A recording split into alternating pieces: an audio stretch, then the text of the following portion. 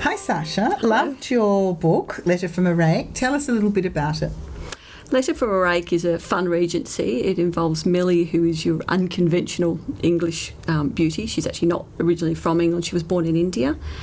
And Alex, who is the rich, titled, handsome Marquess, who has a few problems, but it's really a story where a letter goes astray and the resulting disaster that happens to them all. Millie was a particular favourite of mine. As you say, she's unconventional, but there's other aspects of her, isn't there? Other than not being wafer thin, there's other aspects of Millie that are a little bit different for the time. I think the thing with Millie is that she is very much her own girl. Having grown up in India, she's not got the same social things that the English people probably would have had at that time. She's very widely read. She's very intelligent. She knows all of the fjords of Norway and the Scandinavian country. She's also different in that she has a little piercing in her nose, which a lot of the society matrons frown upon, and she's not made to feel very welcome when she first arrives in England.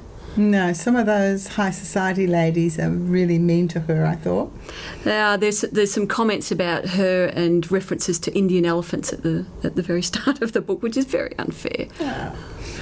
Millie's gorgeous.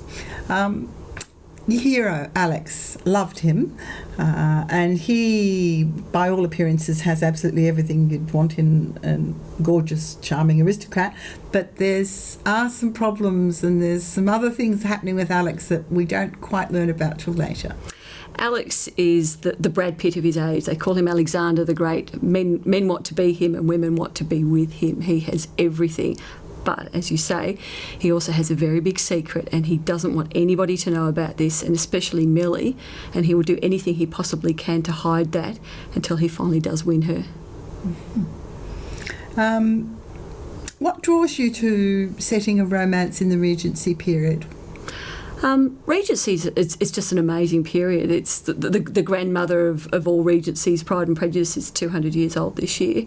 But it's very much common themes of the family and of love and of community that still resonates down through 200 years. But Regency is also great because it's such a big time. London was the biggest city in the world at that time.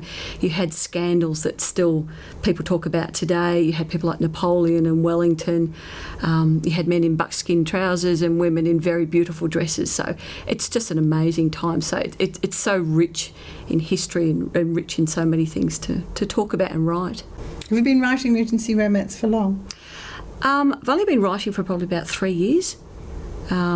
This book took me probably 12 months. I actually started something else earlier on, and Millie was an earlier character, a secondary character in another book that I abandoned because she was so strong and so clear in my mind that I thought, well, I have to write this girl.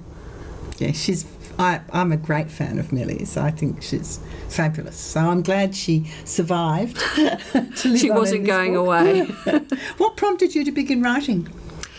I accidentally enrolled in a writing course. Accidentally. Turned up the first day and discovered that it was a romance writing course. Had never read romance books in my life apart from Pride and Prejudice at school.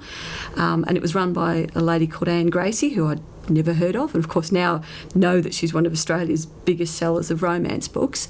And she said, if you want to write it, you need to read it. And I then proceeded to take myself to the local bookshop and said, start me here. And what course did you think you were attending? I don't know. I think I was supposed to be enrolling in a French course.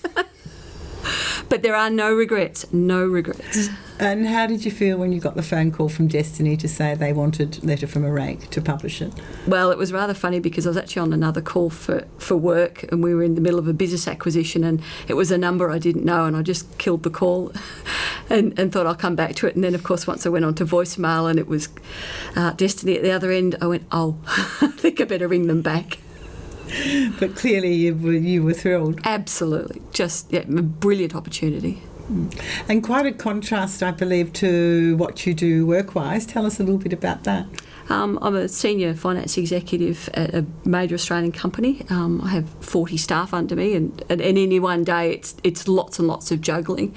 But I suppose it's one thing it does equip you for having to be able to get through your writing quite well. I'm very organised. Do they know you're a romance writer? Oh yes, CEO and right down know about that, which is and they're very supportive. Yeah. And tell us a little bit about your life outside of work and writing. There's not a lot of space outside of work and writing. I've got a family. We have a teenage daughter, and she loves Millie. She's been a really big fan of Millie all along, and my family are very supportive of the writing. But apart from I work full time and writing, there's not a lot of room left after that. No. So when do you do it? In the evenings when I get home, I have my writing space. I usually take my stash of chocolates and hide up there. It's the only time my husband visits me is when he thinks I've got something he can have. Well, congratulations. It's a terrific novel, and I think a lot of people are going to enjoy it. Thank you very much. Thanks.